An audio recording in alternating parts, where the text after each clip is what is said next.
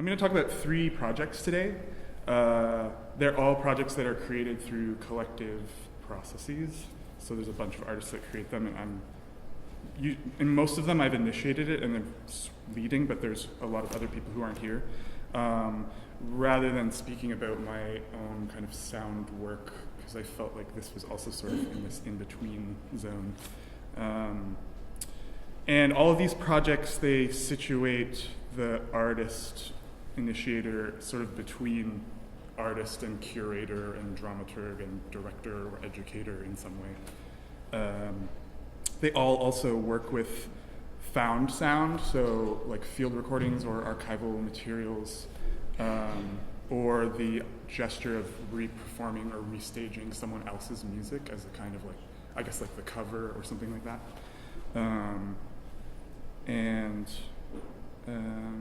And I think they all kind of also explore like kind of an expanded idea of what the concert event is. And by that I mean the concert as a kind of experimental convocation of a sort. And usually drawing from other disciplines in the process of how they're made. So rehearsing not in this way that a music would traditionally be produced, but rather through different kinds of processes. They all also try to collapse practice and performance so that the rehearsal or the practice is actually the thing that's being as visible as the like performance moment. And they try to deal with this idea of like speaking with and to more than one community simultaneously. Those are things that I'm always trying to deal with. And maybe in a thematic are dealing with an idea of like collective memory or this idea of sort of revisiting the past. Does this work? Okay. Did that do that? Did that do something? So the first project I'm going to talk about is called Listening in the Library. It was a 4-month residency in the Toronto Public Library System through the Toronto Arts Council's program. It's called Artists in the Library. It's a really cool program. They put artists outside the downtown core in residence in libraries. And so I produced this project working with 7 other artists and local youth artists and children over 4 months to do like sort of several stages of work. The first part I'm going to talk about is this concert series that I produced called Quiet Concerts, and it was like a headphone-based series of solo performances by improvisers in the library context. I'm just going to kind of blow through this because there's a lot to go through. So they were sort of like covert propositions. Each performer would we would discuss how they were going to situate themselves in the library and work through headphones with people. And so it was sort of working with the kind of acoustic environment of the library as the kind of precondition for how you would make a concert. It wasn't strictly through the headphones, like it was often amplifying things very quietly. This is Alison Cameron, she's amplifying objects, but it was, the experience of it from the outside was very quiet, so you would have to approach it really to like understand what was going on. This is a group called Invisible Out that were using like transducers on the bookshelves, and it was kind of this lab to like try to experiment with how sound was working in the space. There were these sort of printed invitations. If you were just in the library like doing your homework, you would get this little printed invitation like non-verbally, and it would, on the back there were these instructions or invitations rather to find a place basically find the audible threshold. So this sort of invitation to tune into what's going on or ignore it, but make a decision about that. That's Anne Bourne performing. Deb Sinha did a kind of more kids-focused one. And we did some work with, I should say, a big part of this was that it was happening in Scarborough. So East End, part of Toronto, a lot of newcomer communities. My grandmother's lived there her whole life, and I had a kind of personal relationship to that neighborhood, so I was really excited to try to like produce a project outside of the downtown, which is where I would usually be doing things. And this was just an image of a workshop that I did with this very cool music school in Scarborough called Access Music, which is a free music program that this group of artists developed. They don't have a space, so part of my proposal for them was that over the 4 months they would use the library as their space, so it was this sort of like, that was the exchange. And this relates to a later project that I'll talk about, but we were working on developing a performance, and we did that with the students. And so that was sort of the exchange. Like, we got to kind of experiment, and they got to have the space. This is another workshop I did that was sort of going into the meat of the residency, which is working with records, and it was called the Cheap DJ. And it was people would come and learn about how to make contact microphones and build record players out of cardboard. And I'll play you a little clip of that just for fun.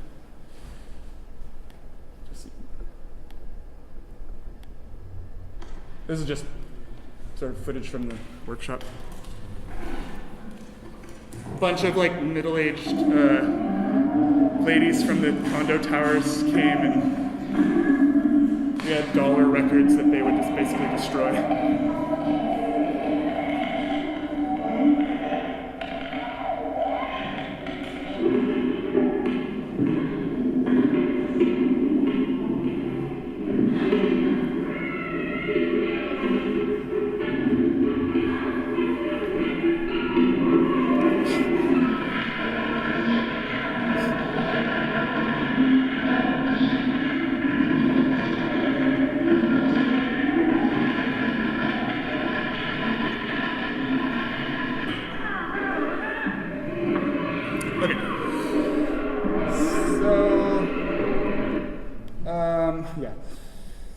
So this is the awkward technical part where I don't show you my notes. Sneaky, right?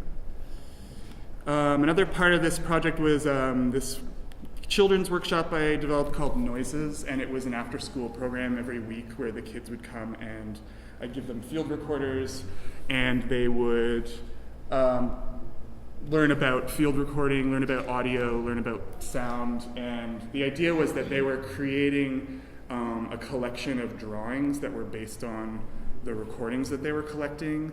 And I would do little presentations about kind of experimental music figures, and it was sort of an educational situation as well. But it was this idea of trying to create a recording and then through listening to that produce drawings and collages. And the kind of proposition was that like Burroughs quote, the William S. Burroughs quote, that's like, when you cut into the present, the future leaks out. And so this is them, like, they created this noise wall. And in the end, one of the artists I was working with, who's a photographer, we made this little zine of their drawings that was called Noises. And it's basically like a kind of, I guess it functions as a sort of like abstract visual map of the acoustic environment of the library or something like that. So these are just some images from it.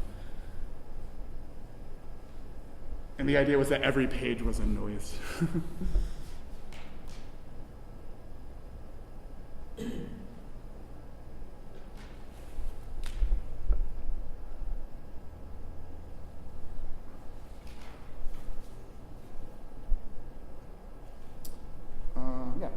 And so the main part of the residency was this project where I worked with a group of 7 local teenagers, and the Toronto Public Library has a really amazing collection of vinyl records in the reference library downtown. And you can't take those records out of the library, but you can go there and listen to them. But one of the problems is you can't actually go into these stacks and browse them as you would want. You have to kind of go through this absurd catalog, and it's kind of like this accessibility problem. But there's librarians there who are, in one particular named Bo, who's extremely interested in the vinyl collection still, and he actually acquired some money to like purchase new albums of Toronto-based artists, and it's a really amazing collection. And so this is sort of coming out of another project that I'm not talking about today, but working with archival material. But the proposition was to take all of the Canadian quote-unquote experimental music, like Canadian-produced experimental records that they had, and moved them to Scarborough for the 4 months. So we moved them there, and they were available, and twice a week I would get together with these teenagers, and we would listen to the records, and it was just that simple. We would just sit there and we would listen to a record and talk about it, and often there were things that I hadn't heard, and probably records by people who are in this room, discuss the records. And in doing that, these I don't want to call them kids, these young artists were creating a playlist of things they were interested in and noting what side of the record they were on. That's just someone playing, and then they would create this little playlist, and then slowly we developed this way of like mapping that playlist onto the space, and each person had a kind of score for distributing that material around the space, and the residency ended with this kind of immersive performance where we 2 minutes left. Oh wow, where we did a remix of that material. So here is that. Just a little taste.